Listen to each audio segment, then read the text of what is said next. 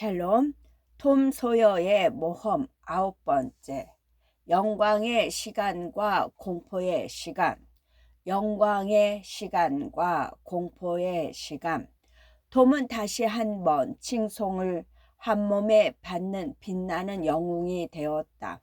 톰은 어른들에게 귀염을 받았으며 친구들 사이에서는 부러움의 대상이 되었다. 톰의 이름은 영원히 활자로 새겨지기도 했다. 마을 신문에 톰의 이야기가 대문짝만하게 실린 것이다. 만약 톰이 교수형을 당하는 일만 없다면 미국의 대통령이 될지도 모른다고 믿는 사람들도 있었다. 늘 그렇듯이 변덕스럽고 불합리화한 세상은 머프포트를 다시 따뜻하게 받아들이고 이전에 심하게 냉대했던 것만큼 애정을 쏟아 부었다. 세상의 세태가 다 그러하니 굳이 꼬집어 흠잡을 필요는 없을 것이다. 톰에게 밝은 대낮은 영광과 환희로 가득 찬 시간이었다. 하지만 밤만 되면 공포가 밀려왔다. 밤마다 인디언 조가 끔찍스러운 눈빛으로 꿈에 나타나 톰을 괴롭혔다. 그래서 톰은 밤이 되면 어떤 유혹이 있어도 절대 밖에 나가지 않았다. 불쌍한 허크도 무시무시한 공포에 시달리는 나날을 보내고 있었다. 톰은 재판이 열리기 전날 밤 변호사를 찾아가 모든 사실을 털어놓았다. 인디언 조가 도망치는 바람에 허크는 법정에서 증언하는 고통을 겪지는 않았다. 하지만 자기가 일에 관련되어 있다는 사실이 이미 다 알려졌을 거라는 두려움에 떨고 있었다. 물론 변호사로부터 무슨 일이 있어도 비밀을 지키겠다는 약속을 받아내기는 했지만 그게 무슨 소용인가. 결국 그렇게 엄숙하게 굳게 맺은 맹세를 톰도 한순간에 저버리지 않았던가. 톰은 양심의 가책으로 괴로워하다가 결국 밤에 변호사를 찾아가 다 털어놓았던 것이다. 허크는 이제 사람을 믿을 수 없게 되었다. 낮에는 만나기만 하면 머프포터가 너무나 고마워해서 톰은 털어놓기를 정말 잘했다는 생각이 들었다. 하지만 밤만 되면 입을 다물고 있을 걸 하고 후회했다. 톰은 인디언 조가 잡히지 않을까봐 걱정이 되었다가도 또 한편으로는 잡힐까봐 걱정이 되기도 했다. 톰은 인디언 조의 시체를 보기 전까지는 한순간도 안심하고 다리를 쭉 펴고 잘 수 없을 것 같았다. 인디언 조에게 현상금이 붙었다. 온 마을 사람들이 인디언 조를 찾으려고 애썼지만 인디언 조는 붙잡히지 않았다. 사람들의 존경을 한 몸에 받는 유능한 담정인 세인트 루이스에서 파견되어 마을 근처를 샅샅이 살피면서 조사를 벌였다. 담정이 가끔씩 고개를 갸우뚱거리면서 생각에 잠길 때는 희망이 보이는 듯했다. 담정은 그런 직업을 가진 사람들이 흔히 말하는 놀라운 성과를 거두었다. 그건 다름 아닌 실마리를 찾았다는 것이었다. 하지만 살해범 대신 실마리를 교수형에 처할 수는 없는 노릇이다. 그래서 담정이 조사를 마치고 돌아간 다음에도 톰은 불안하기 짝이 없었다. 하루하루가 너무나 더디게 흘러갔다. 그래도 시간이 흐를수록 마음을 짓누르고 있던 두려움이 조금씩 가벼워지고 있었다. 숨겨진 보물을 찾아서 평범한 아이라면 자랄 때 한 번쯤은 어딘가에 묻혀 있을지도 모르는 숨겨진 보물을 찾고 싶다는 마음이 들 때가 있을 것이다. 톰도 어느 날 갑자기 그런 마음이 간절해졌다. 톰은 조 하퍼를 찾아보았지만 조는 보이지 않았다. 톰은 벤 로저스를 찾아보았다. 벤은 낚시를 가고 없었다. 그러다 톰은 붉은 손 허크핀을 만나게 되었다. 허크라면 선뜻 그러자고 할지도 모를 일이었다. 톰은 허크를 은밀한 곳으로 데려가 자기의 계획을 털어놓았다. 허크는 기꺼이 찬성했다. 허크는 흥미롭고 돈이 들지 않는 일이라면 무슨 일이든 함께할 준비가 되어 있었다. 시간은 돈이라지만 허크에게는 골치 아플 정도로 남아 도는 게 바로 시간이었기 때문이다. 허크가 물었다. 어디를 파볼 건데? 응, 여기저기. 와, 보물이 여기저기 다 묻혀 있다는 거야? 아니, 그런 뜻은 아니야. 보물은 아주 특별한 곳에 묻혀 있어. 어떤 때는 외딴 섬에, 어떤 때는 죽은 나무 아래, 자정이 되면 그림자가 드리워지는 곳에, 혹은 땅 속에 묻힌 썩은 괴짜 속에 있기도 하지. 하지만 대부분 귀신이 나온다는 집의 마루 밑에 묻혀 있을 때가 많아. 그거 누가 숨겨 놓는 건데? 물론 도둑놈들이지. 아니면 누가 그러겠어. 주일학교 선생님이 그런 짓을 하겠냐? 나야 모르지. 하지만 나라면 절대 그렇게 숨겨 놓지는 않을 거야. 그냥 신나게 다 써버리지. 나도 그래. 하지만 도둑놈들은 안 그래. 늘 어딘가에 오랫동안 숨겨둔다니까. 나중에 찾으러 오지 않을까? 물론 처음에는 그런 생각으로 숨겼을 거야. 하지만 숨겨둔 장소가 어디였는지 잊어버리기도 하고 그 도둑이 죽어버리는 경우도 있거든. 어쨌든 보물은 한참 동안 그대로 숨겨진 채 녹이 슬기도 해. 그러다 어느 날 누군가가 보물이 숨겨진 곳을 표시해 둔 노란색 지도를 발견하는 거야. 하지만 그 지도는 기호나 상형 문자로 그려져 있기 때문에 해독하는 데만도 일주일은 좋게 걸릴걸? 상형? 뭐라고? 상형 문자, 그림 같은 거야. 언뜻 보면 뭘 뜻하는 건지 모른다고. 너한테 그런 노란 지도가 있다는 말이니, 톰? 아니, 그럼 어떻게 보물이 숨겨진 곳을 알아낸다는 거야? 지도는 필요 없어. 보물은 보통 귀신이 나오는 집이나 외딴 섬, 아니면 가지 하나가 삐쭉 뻗어 나온 죽은 나무 밑에 묻혀 있으니까 잭슨 섬도 조금 살피다 말았으니 언젠가 다시 한번 가보자. 그리고 스틸하우스 강 상류에 귀신이 나온다는 아주 오래된 집이 한 채 있어. 거기엔 말라 죽은 나무들도 무척 많고. 그럼 거기엔 다 보물이 묻혀 있다는 말이야? 이런 그런 말이 아니야.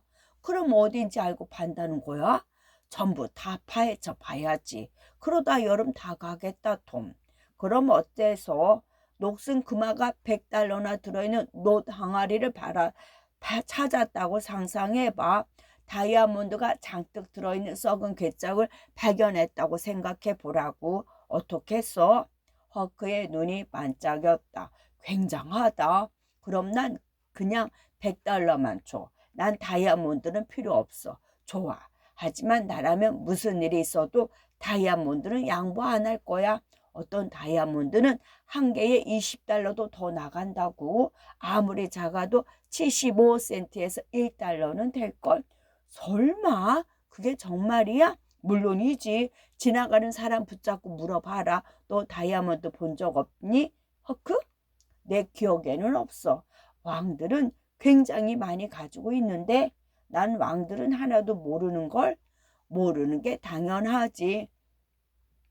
하지만 유럽에 가면 걸어가다 발로 차이는 게 왕일 거야. 왕 발로 찬다고?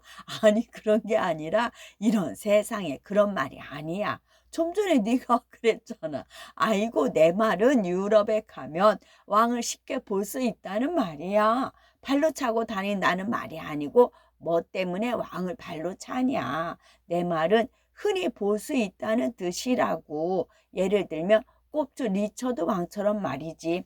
리처드는 또 누구야? 성은 뭔데? 성은 없어. 왕은 이름밖에 없어. 설마. 정말 없다니까. 자기들이 상관없다면 그만이지 뭘. 하지만 난 성도 없이 이름만 있는 왕은 되고 싶지 않다. 꼭 검둥이들 같잖아. 그건 그렇다 치고 어디를 제일 먼저 파볼 건데 나도 모르겠어. 스틸하우스 강 건너편 언덕에 있는 죽은 나무 밑을 한번 파볼까 하는데 어때? 좋아, 그렇게 하자.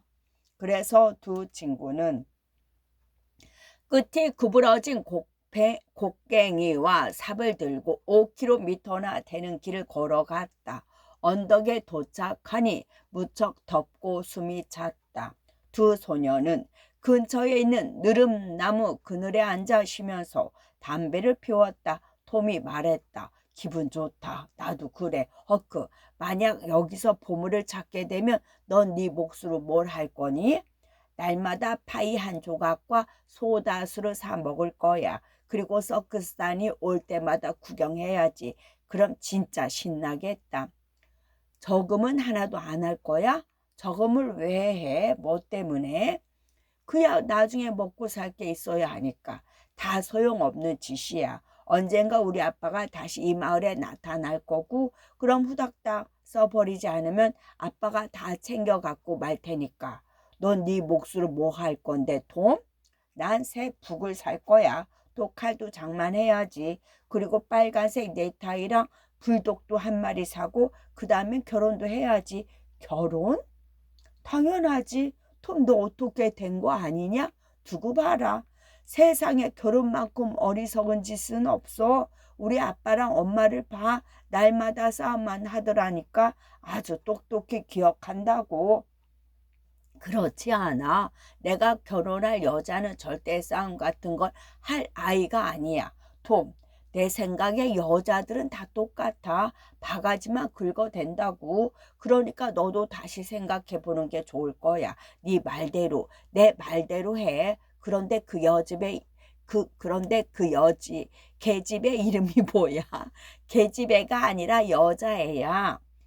그게 그거지 뭐. 어떤 사람은 계집애라고 하고 어떤 사람은 여자애라고 해. 둘 다 똑같은 소리잖아. 어쨌든 이름이 뭔데? 나중에 말해줄게. 지금은 안 돼. 좋아. 아무래도 상관없어. 그런데 네가 결혼해버리면 난 진짜 외롭겠다. 아니, 그렇지 않을 거야. 우리 집에 들어와 같이 살면 되니까. 이제 그 얘기는 그만하고 어서 땅이나 파보자. 두 친구는 땀을 뻘뻘 흘리면서 30분 동안 열심히 땅을 팠다. 그러나 아무 소득이 없었다. 아이들은 또다시 30분을 열심히 움직였다. 이번에도 허탕만 쳤다. 허크가 말했다. 이렇게 깊숙이 파묻었을까? 가끔 그럴 때도 있겠지. 늘 그렇지는 않지만 하지만 보통은 안 그래. 아무래도 장소를 잘못 고른 것 같다. 두 친구는 새로운 곳을 골라 다시 일을 시작했다. 일은 더디기는 했지만 진척은 있었다. 두 친구는 한참 동안 조용히 입을 다물고 조금씩 반내려 갔다. 그러다 허크가 삽에 몸을 기댄 채 소매로 이마를 송송 맺힌 땀을 훔쳐내면서 말했다. 여기를 파본 다음에는 어디를 팔 거야? 카디프 언덕에 있는 과부대 뒷곁에 고목 근처를 파보아야겠어. 그래, 그게 좋겠다. 하지만 그 부인이 보물을 빼앗아가면 어떻게 하지, 톰? 자기 땅이라고 말이야. 빼앗아간다고? 어쩌면 그럴지도 모르지. 하지만 보물은 찾는 사람이 임자라고. 누구 땅이건 그건 상관없어. 그렇다면 다행이었다. 아이들은 일을 계속했다. 그러다 허크가 또다시 말했다. 젠장, 또 잘못 짚었나 보다. 네 생각은 어때? 정말 이상하다, 허크. 이럴 리가 없는데. 마녀들이 방해를 하는 게 아닌가 몰라. 그래서 문제가 생기나 봐. 말도 안 돼. 마녀들은 대낮에는 힘을 못 쓰잖아. 그건 그래. 내가 그 생각을 못했네. 아, 뭐가 문제인지 알겠다. 우리 참 바보야. 자정에 나뭇가지의 그림자가 드리워지는 곳을 알아내야 했다고. 그곳을 봐야 하는데 이런. 그럼 지금까지 헛수고를 했다는 말이야? 이런. 그럼 밤에 다시 와야겠다. 그런데 너무 멀어서 걱정이다. 넌 괜찮겠어? 물론이지. 꼭 오늘 밤 안으로 끝내야 해. 사람들이 우리가 파놓은 구멍을 보면 단박에 눈치를 채고 달려들 테니까. 좋아. 그럼 오늘 밤 너희 집 근처에 가서 고양이 소리를 낼게. 그래. 이 연장들은 덤불 속에 숨겨두자. 밤이 되자 아이들은 자정 무렵에 다시 그곳으로 갔다. 두 아이는 나무 아래 앉아 기다렸다. 한적한 곳인데다 밤이 이슥해 무섭게 짝이 없었다. 부스럭거리는 나뭇잎 소리는 유령이 속삭이는 소리처럼 들렸고 음침한 후미진 구석마다 유령이 숨어 있는 것 같았다. 멀리서 개 짖는 소리가 들려오고 부엉이가 기분 나쁜 소리로 응답했다. 두 아이는 으스스한 분위기에 짓눌려 있었다. 시간이 어느 정도 지나자 아이들은 자정이 다 되었다고 판단하고 나뭇가지에 그림자가 그려지는 곳에 표시를 했다. 그런 다음 그곳을 파기 시작했다. 아이들은 희망에 부풀어 올랐고 그럴수록 더 열심히 땅을 팠다. 구멍이 점점 더 깊어졌다. 곡괭이에 뭔가 부딪히는 소리가 들릴 때마다 아이들은 가슴이 뛰었지만 실망만 거듭했다. 부딪힌 것은 돌뿌리나 나무 토막이었기 때문이다. 마침내 톰이 말했다. 안 되겠다, 허크. 우리가 또 잘못 짚었나 봐. 그럴 리가 없는데 그림자가 그려지는 곳을 정확하게 봤잖아. 나도 알아. 하지만 한 가지 빠진 게 있어. 그게 뭔데? 우리는 시간을 어린 짐작으로 맞춘 거잖아. 어쩌면 너무 늦었거나 너무 일렀을 수도 있다고. 허크가 삽을 떨어뜨리며 말했다. 그래, 맞다. 그게 문제였구나. 이번엔 포기해야겠다. 시간을 정확하게 맞출 수가 없으니까.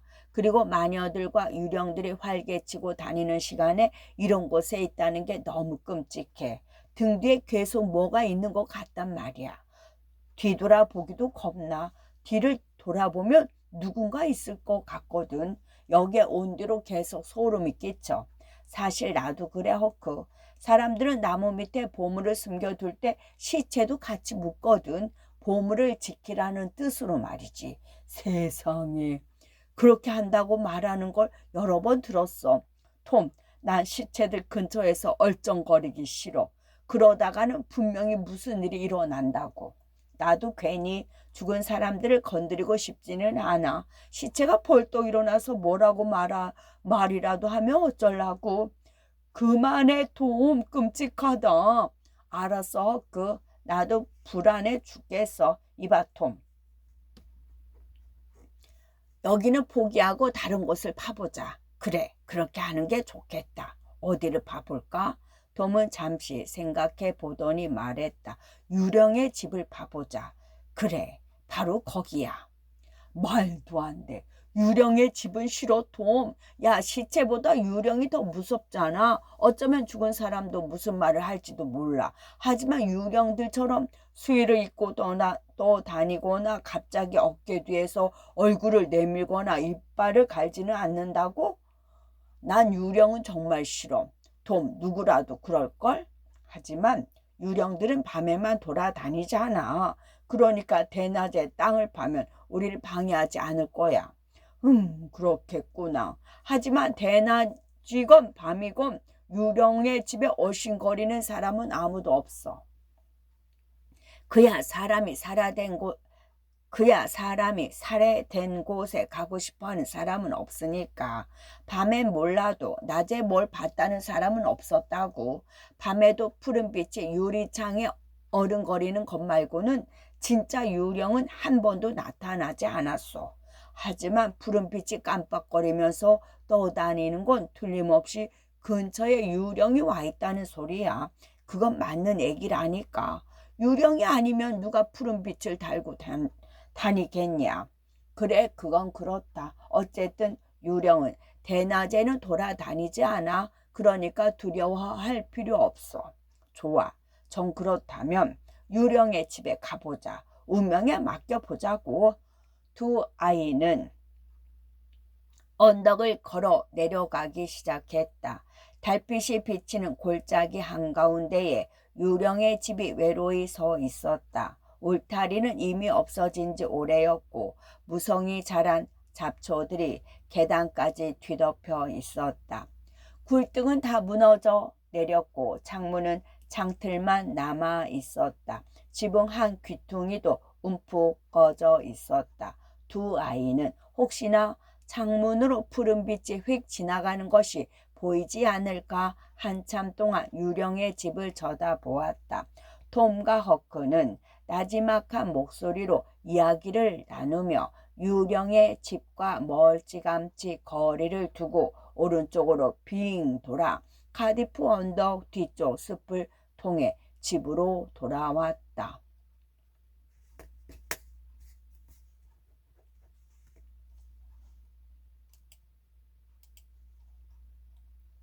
보물상자, 보물상자. 다음날 정오 무렵에 두 아이는 죽은 나무 아래 도착했다. 연장을 찾으러 온 것이다. 톰은 빨리 유령의 집으로 가고 싶어 조바심이 났다. 허크도 비슷한 마음이었다. 그런데 갑자기 허크가 말했다. 이봐, 톰, 오늘이 무슨 요일인지 알아?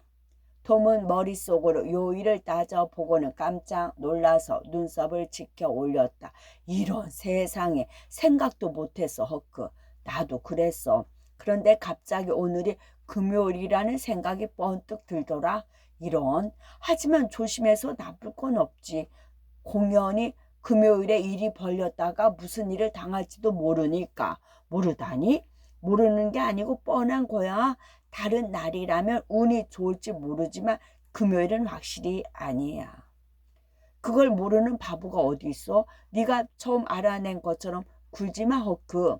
내가 언제 처음 알아냈다고 했냐? 그리고 금요일인 것만 마음에 걸리는 건 아니야. 어제 꿈자리가 사납더라고. 쥐새끼들이 나오는 꿈을 꾸었거든.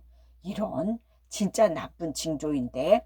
쥐새끼들하고 싸웠어? 아니. 그렇다면 천만다행이고 싸우지 않았다면 주변에 문제가 생길지도 모른다고 알려주는 거야. 정신 바짝 차리고 조심하자.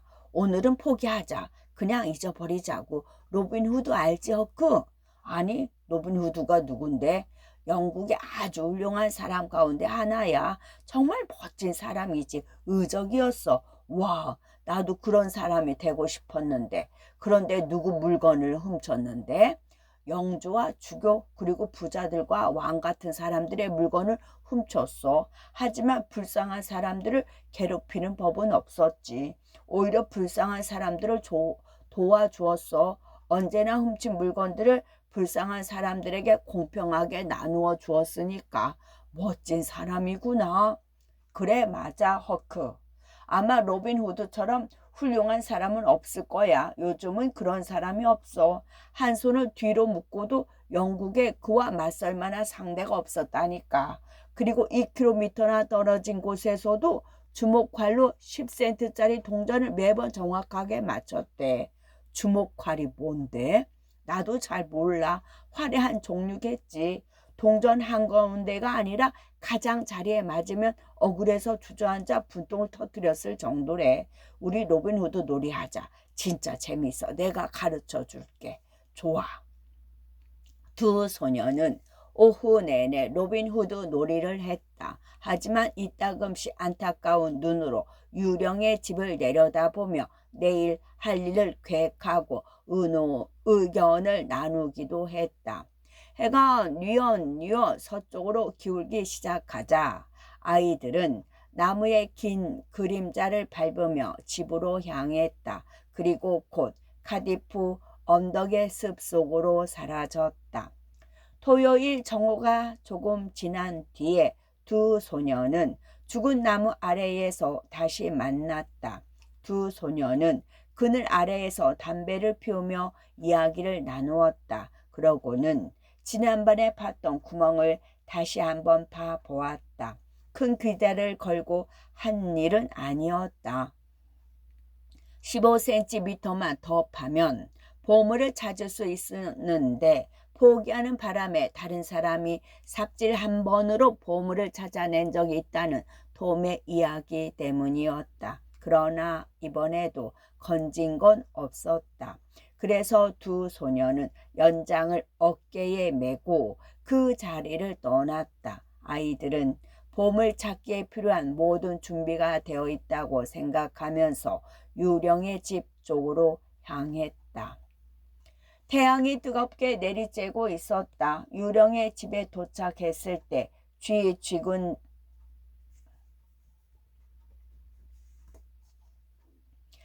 죽은 듯이 조용한 침묵 속에 으스스하고 무시무시한 분위기가 감돌고 있었다. 아이들은 한동안 집 안으로 들어가기가 두려웠다. 살금살금 문으로 걸어가 덜덜 떨면서 안을 들여다보았다. 바닥에는 마루도 깔려있지 않았고 잡초만 무성하게 자라나 있었다. 벽도 군데군데 떨어져 나갔고 아주 오래된 벽난로와 장틀만 남은 창문, 무너져 내릴 듯한 계단과 여러 가지 여기저기 거미줄만 잔뜩 늘어져 있었다. 아이들은 두근거리는 마음으로 조용히 안으로 들어갔다. 두 아이는 속삭이듯 귓속말을 주고받았다. 그리고 아주 작은 소리도 놓치지 않으려는 듯 두 귀를 쫑긋 세우고 바짝 긴장하며 무슨 일이 있으면 즉시 도망칠 수 있는 모든 준비를 갖추었다. 시간이 흐르자 분위기에 익숙해져서 두려움이 조금 가시는 듯 했다. 아이들은 대담해져서 집안을 샅샅이 둘러보았다. 그러면서 용감한 자신들이 자랑스럽기도 했고 놀랍기도 했다. 아이들은 2층에도 올라가 보고 싶었다. 하지만 2층으로 올라갔다가는 도망치는 일이 어렵게 될 것 같아 머뭇거렸다. 하지만 아이들은 서로 자기가 더 배짱이 좋은 척하다 보니 결론은 뻔했다. 아이들은 한쪽 구석에 연장을 던져놓고 2층으로 올라갔다. 2층도 똑같이 폐허가 되어 있었다. 한쪽 구석에 있는 옷장이 눈에 들어왔다. 꼭 뭔가 들어있는 것 같았는데 그 예상은 빗나가고 말았다. 아무것도 들어있지 않았다. 아이들은 점점 용기도 생기고 침착해졌다. 일을 시작하려고 아래층으로 막 내려가려는 순간이었다. 쉬! 톰이 속삭였다. 허크는 겁에 질려 얼굴이 창백해지면서 물었다. 왜 그래? 쉬! 저 소리 들리니?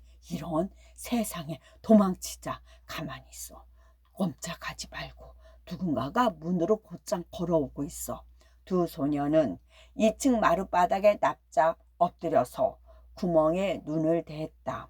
아이들은 조용히 기다렸다. 너무나 두렵고 무시무시한 순간이었다. 멈췄어. 아니 온다.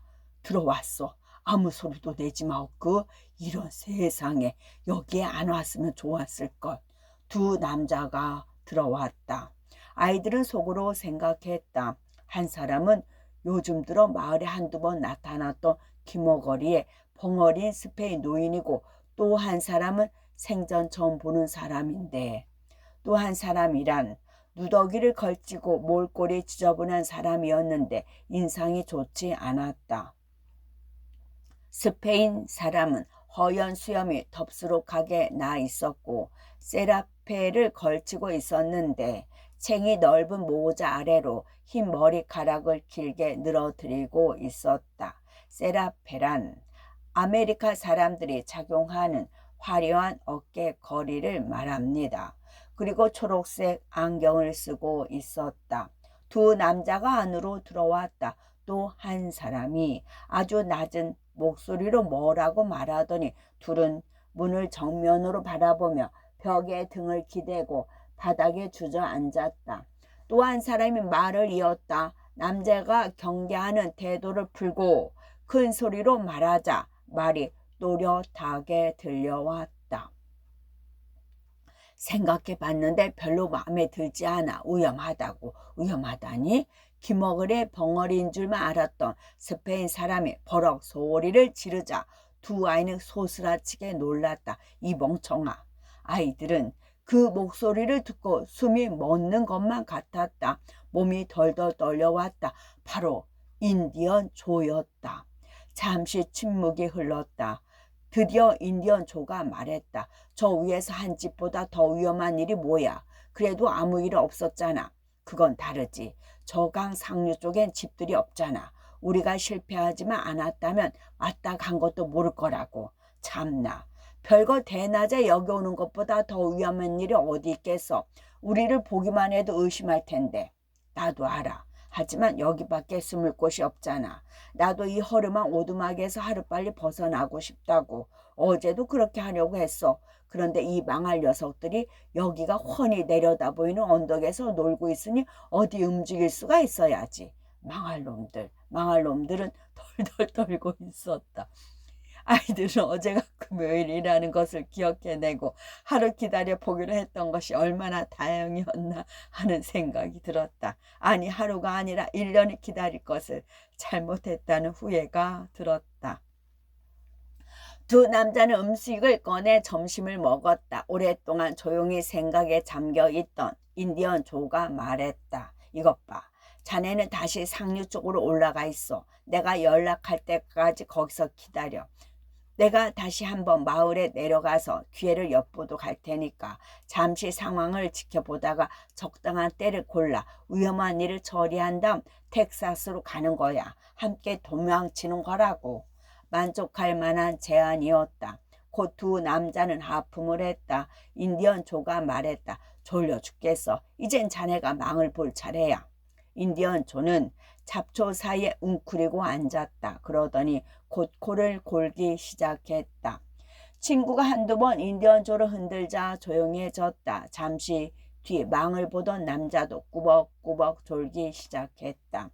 머리가 자꾸만 아래로 떨어졌다. 두 남자는 같이 코를 골았다. 아이들은 길게 안도의 한숨을 내쉬었다. 돔이 속삭였다. 자, 귀에다. 도망치자. 안 돼. 그러다 저놈들이 잠에서 깨면 우린 죽는 거야. 돔이 계속 졸랐지만 허크는 망설였다. 마침내 돔은 혼자서라도 도망칠 생각에 천천히 조용히 일어섰다. 하지만 첫 발을 내딛는 순간 마루에서 끔찍하게도 끽 소리가 요란하게 났다. 돔은 깜짝 놀라 얼른 바닥에 주저앉았다. 돔은 두 번 다시 움직일 생각을 할 수 없었다. 두 소녀는 마룻바닥에 엎드려 시간이 빨리 가기만을 초조하게 기다렸다. 마침내 시간이 뿌연 제피 속에 끝을 알 수 없는 영혼으로 빠져버리는 듯했다. 다행히도 해가 서산으로 지고 있었다. 갑자기 한 사람의 고고는 소리가 뚝 그쳤다. 인디언 조가 몸을 똑바로 세우고 앉아 주위를 둘러보았다. 인디언 조는 친구를 보고 음흉하게 웃었다. 친구는 고개를 무릎까지 떨군 채 잠이 들어 있었다. 인디언 조는 발로 친구를 툭 차며 말했다. 이봐, 자네가 망을 보기로 했잖아. 아무 일도 안 일어났으니 다행이지만 이런 세상에 내가 깜빡 졸았나? 아, 됐네, 됐어. 이제 떠날 시간이 됐네, 친구. 그런데 훔친 물건은 어떻게 하지? 나도 모르겠어. 늘 그랬던 것처럼 여기다 두고 가는 게 좋을 것 같은데 남쪽으로 도망치기 전까지는 가지고 다닐 필요 없잖아. 650달러나 되는 은화를 들고 다니는 것은 무리니까. 그래, 좋아. 여기 한 번 더 오는 거야? 힘들 것도 없으니까. 그래. 하지만 전처럼 밤에 오는 게 좋을 것 같아. 그게 훨씬 나을 거야. 좋아. 하지만 적당한 기회를 잡을 때까지는 시간이 많이 걸릴지도 몰라. 그러면 그 사이 무슨 일이 일어날지도 모르고 여기도 마음을 놓을 수 있는 장소는 아니야. 그러니까 땅속에 묻는 게 좋겠어. 아주 깊이 말이야. 그거 좋은 생각이야. 인디언 조의 친구가 말했다. 남자는 방을 가로질러가 무릎을 꿇고 벽난로 뒤편에 있는 돌을 하나 들어 올리고는 쩔렁쩔렁 경쾌한 소리가 나는 주머니를 꺼냈다. 그러고는 자기 몫으로 20달러를, 인디언 조를 위해 30달러를 꺼내고는 주머니를 인디언 조에게 건넸다. 인디언 조는 무릎을 꿇고 구석에 앉아 칼로 땅을 파기 시작했다. 그 순간 아이들은 두려움도 다 잊고 눈을 반짝이며 두 남자의 움직임 하나하나를 지켜보고 있었다. 행운이었다. 상상도 못했던 큰 행운이 찾아온 것이다. 650달러면 6명의 아이들을 부자로 만들고도 남을 만한 액수였다. 행운의 보물 찾기가 성공한 것이다. 막연한 축축만으로 여기저기 땅을 파보는 수고를 할 필요가 없어진 셈이었다. 아이들은 팔꿈치로 서로 쿡쿡 찔러댔다. 말이 필요 없었다. 말이 없어도 그 뜻을 충분히 알 수 있었다. 물론 그 뜻은 야 여기 오길 진짜 잘했지 였다. 조의 칼에 뭔가가 부딪혔다. 이게 뭐지? 친구가 물었다. 뭔데 그래? 반쯤 썩은 널판지야. 아니 상자인가 봐. 좀 도와줘. 여기 왜 이런 것이 있지? 아 됐어. 구멍을 뚫었어. 인디언 조는 손을 집어넣더니 뭔가를 꺼내면서 말했다. 세상에 돈이야? 두 남자는 손으로 동전을 한 움컷이 쥐어들고 살폈다. 금화였다. 2층에 있던 두 아이도 두말할 나위 없이 너무나 기뻤다.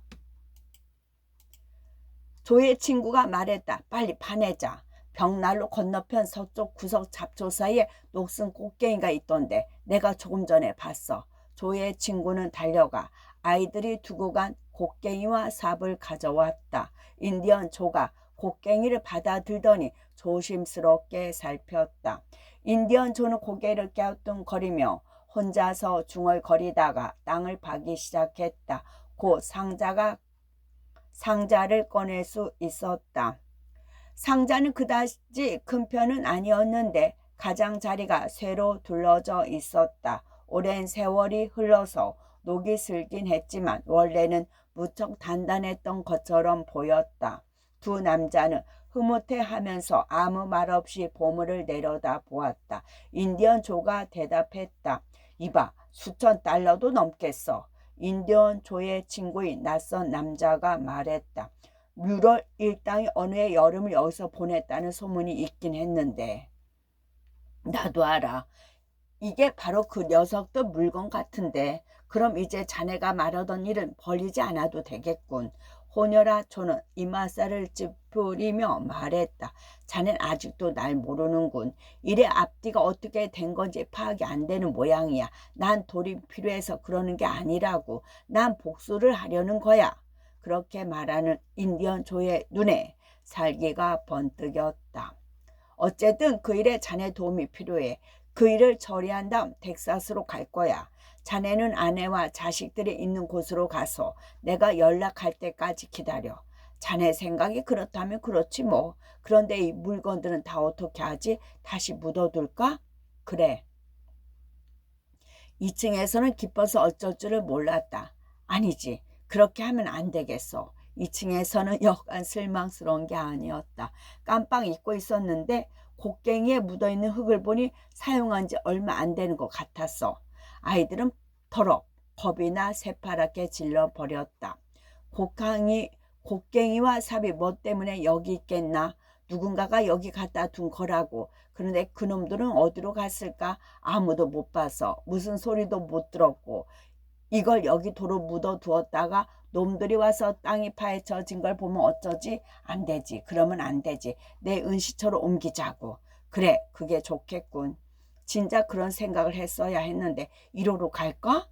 아니 2호로 가. 십자가 밑 말이야. 다른 곳은 안 돼. 쉽게 눈에 띌 거야. 좋아. 이제 출발해도 되겠어. 날이 어둑해졌으니. 인디언 조는 일어나서 창문에 가까이 다가가 밖을 내다보았다. 그러고는 말했다. 누가 이 연장들 여기다 갖다 두었을까? 혹시 2층에 누가 있는 게 아닐까? 두 아이는 심장이 멎는 것 같았다. 인디언 조는 칼을 손에 쥐고 잠시 망설였다. 그러더니 계단 쪽으로 돌아섰다. 그 순간 아이들은 옷장이 떠올랐지만 손끝 하나 움직일 힘이 없었다. 위로 올라오는지 계단에서 삐걱 소리가 났다. 막다른 처지에 놓인 아이들이 용기를 내어 재빨리 옷장으로 피하는 순간이었다. 그때 썩은 나무가 무너져 내리는 바람에 인디언 조는 산산조각이 난 나무 조각들과 함께 마루 바닥으로 떨어져 버렸다. 인디언 조는 욕을 하면서 일어섰다. 인디언 조의 친구가 말했다. 그냥 내버려둬. 누가 있으면 또 어때? 그냥 저 위에 있으라고 해. 지금이라도 아래로 뛰어내려와 문제를 일으키고 싶다면 그렇게 하라고 해. 누가 겁나? 15분만 지나면 해가 질 거야. 따라오고 싶으면 따라오라고 해. 상관없으니까. 내 생각에 저 연장들 여기다 갖다 놓은 놈들은 우리를 보고 귀신을 본 줄 알았을 거야. 어쩌면 벌써 달아나 버렸을지도 모르지. 조는 여전히 투덜거렸다. 그러다 결국은 친구의 말을 따라 아직 해가 남아 있을 때 시간을 아껴 떠날 채비를 하는 게 좋겠다고 생각했다. 얼마 지나지 않아 두 남자는 귀한 보물 상자를 들고 집을 빠져나가 깊어가는 어둠 속에서 강 쪽으로 움직였다. 톰과 허크는 일어났다. 기운은 다 빠져버렸지만 안도의 한숨을 내쉬며 통나무 틈새로 두 남자의 뒷모습을 뚫어지게 바라보았다. 날아가 볼까? 아니지. 아이들은 목이 부스러지지 않고 아래층으로 무사히 내려온 것만도 감사했다. 아이들은 언덕을 넘어 마을로 향했다. 두 아이는 별로 말을 하지 않았다. 뭐 때문에 그 집에 곡괭이와 삽을 가지고 들어갔는지 참으로 후회가 되었다. 그것만 아니었다면 인디언 조가 의심하지 않았을 것이고 복수를 할 때까지 은하와 함께 금화도 모두 그곳에 그대로 숨겨두고 갔을 텐데, 그렇다면 돈을 다 잃어버리는 불운을 겪게 했을 텐데, 거기까지 연장을 들고 간 생각만 하면 입맛이 아주 씁쓸했다. 아이들은 인디언 조가 스페인 사람의 옷차림을 하고 복수극을 벌릴 괴를 엿보기 위해 마을로 들어올 때 눈을 크게 뜨고 지키고 있다가 뒤를 밟아 이효라는 곳을 알아내기로 했다. 문득 톰은 끔찍한 생각이 들었다. 복수라니? 혹시 우리를 두고 한 말은 아니겠지, 허크? 오, 안 돼. 허크가 외쳤다. 허크는 기절할 것 같았다. 두 소녀는 그 일에 대하 이야기를 나누어 보았다. 마을로 접어들면서 아이들은 복수의 대상이 다른 사람일 거라는 쪽으로 결론을 내렸다. 하지만 어쩌면 다른 사람이 아닌 톰일 가능성이 컸다. 인디언 조에게 불리한 증언을 한 사람은 바로 톰이었기 때문이다. 톰은 혼자 위험에 빠졌다고 생각하니 서글퍼졌다. 동지라도 있으면 훨씬 마음이 놓일 것 같았다. 악당들의 뒤를 쫓아. 그날 밤 톰은 낮에 있었던 일 때문에 꿈자리가 뒤숭숭했다. 4번이나 보물을 손에 넣었지만 4번 다 사라지고 마는 꿈을 꾸었다. 그러다 완전히 잠에서 깨어나자 다 잡은 행운을 놓쳐버린 안타까운 현실에 마음이 괴로웠다.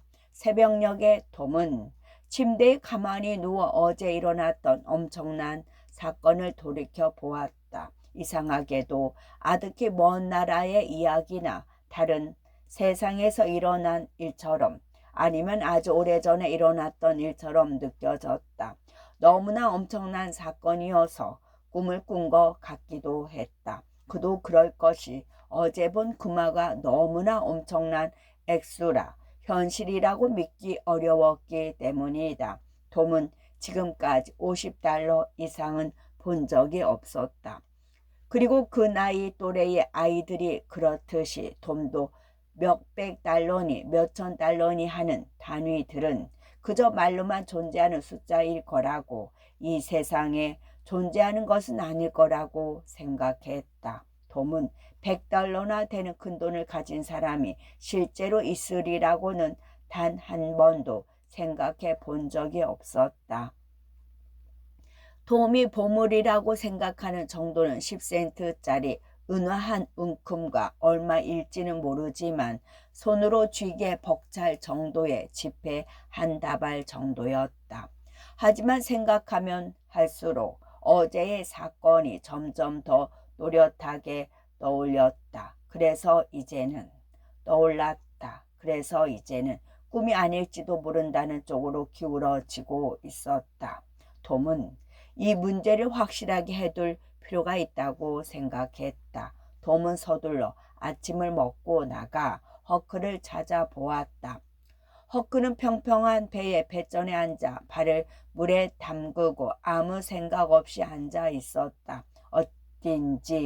어딘지 우울해 보였다. 톰은 허크가 먼저 말을 꺼낼 때까지 가만히 있어야겠다고 마음먹었다. 만약 아무 말도 없으면 모든 게 그저 꿈이라는 것이 증명되는 셈이었다. 안녕 허크, 너도 안녕. 잠시 침묵이 흘렀다. 톰, 그 망할 놈의 연장들 그냥 죽은 나무 옆에 두고 갔더라면 돈은 우리 차지가 될 수도 있었을 텐데 에이 아깝다. 그렇다면 꿈이 아니었구나. 꿈이 아니었어. 차라리 꿈이었으면 좋았을 텐데 꿈이라니? 무슨 소리야? 어제 일어났던 일 말이야. 난 어쩌면 꿈일지도 모른다고 생각했거든. 꿈이라고? 계단이 무너져 내리지 않았더라면 꿈이니 뭐니 그런 소리는 못했을 거다. 난 밤새도록 악몽에 시달렸어. 그 스페인 놈이 밤새도록 날 쫓아다니는 꿈을 꿔서 망할 놈 같으니라고. 어떻게 해서든 그 놈을 꼭 찾아내야 해. 그래야 돈을 찾지. 톰, 절대 그 놈을 찾을 수 없을 거야. 이런 엄청난 기회는 일생에 단 한 번뿐이라고. 우린 그 기회를 놓친 거야. 그리고 그 놈을 보기만 해도 난 다리가 후들후들 떨릴 것 같아. 하긴 나도 그래. 하지만 우연이라도 한 번 마주쳤으면 좋겠어. 그래야 놈을 쫓아가 2호라는 곳을 찾아내지. 2호? 그래, 그렇게 말했어. 나도 그 생각을 했지만 무슨 소리인지 도통 모르겠더라. 2호라는 게 도대체 뭘까? 나도 모르지. 감이 잡히지 않아. 어쩌면 어떤 집 주소일지도 모르겠다. 에이, 그건 아닐 거야, 톰. 만에 하나 그게 주소라고 해도 우리 마을의 주소는 아니야. 그런 번호는 없으니까. 하긴 그렇겠구나. 그럼 좀 더 생각해보자. 혹시 방 번호인가? 여관 같은 곳 말이야? 그래, 그럴듯하다. 여관이라고 해봤자 2군데밖에 없으니까 빨리 찾아낼 수 있을지도 모르겠다. 넌 여기 있어, 허크. 내가 돌아올 때까지. 그러고는 톰은 곧 자리를 떴다. 톰은 사람들이 많은 곳에서 허크와 함께 있는 모습을 보이기가 싫었던 것이다. 30분이 지나자 톰이 돌아왔다. 둘 중에서 그나마 조금 나은 여관의 2호실은 한 젊은 변호사가 오래전부터 묵고 있는 방이었다. 그보다 조금 못한 여관의 2호실이 수수께끼였다. 여관집 아들 말로는 방문이 늘 잠겨있고 낮에는 사람이 들어가고 나가는 것을 보지 못했다고 했다. 여관집 아들도 그 이유에 대해서는 잘 모르고 있었다. 호기심이 생기기는 했지만 별로 궁금하지 않았고 막연히 유령이 나오는 방이라고 생각해 버리고 더 이상 깊이 생각하지 않았던 모양이다. 하지만 어젯밤에는 불이 켜져 있었다고 했다. 그게 내가 알아낸 전부야, 허크. 내 생각에는 그 방이 바로 우리가 찾는 곳 같아. 나도 그렇게 생각해, 톰. 이제 어떡할 거니? 생각 좀 해보고. 톰은 한참 동안 생각에 잠겼다. 그러더니 마침내 입을 열었다. 그 2호실 뒷문은 여관과 오래된 벽돌 창고 사이의 좁은 골목으로 통하게 되어 있어. 우선 되도록 열쇠를 많이 구해봐. 나도 집에 있는 열쇠를 몽땅 들고 올 테니까 어두워지면 가서 열쇠로 열어보는 거야. 그리고 인디언 조가 복수를 하기 위해 마을에 다시 온다고 했으니까 정신 똑바로 차리고 지켜보자고. 인디언 조를 보면 뒤를 밟도록 해. 만약 인디언조가 그 여관 이호실로 가지 않으면 놈들이 말한 곳은 그곳이 아니라는 소리지. 야, 나 혼자서 놈의 뒤를 밟는 것은 싫어. 알아. 하지만 놈들은 분명히 날이 어두워져야 돌아다닐 거야. 그러니까 들킬 염려는 없어. 설사 널 본다 해도 이상하게 생각하지 않을 거야. 알았어. 깜깜한 밤이라면 쫓아갈 볼 수 있겠다. 야, 나도 모르겠다. 한번 해보지 뭐. 그래, 깜깜한 밤에는 나라도 할 수 있을 거야. 허크, 만약 복수하는 게 힘들어지면 곧장 돈을 숨겨둔 곳으로 가겠지. 그래, 맞아. 돈 맞는 소리다. 내가 뒤를 쫓아가 볼게. 진짜야. 야, 이제야 너 답구나. 겁먹지 마, 허크. 나도 마음 단단히 먹을 테니. 끝.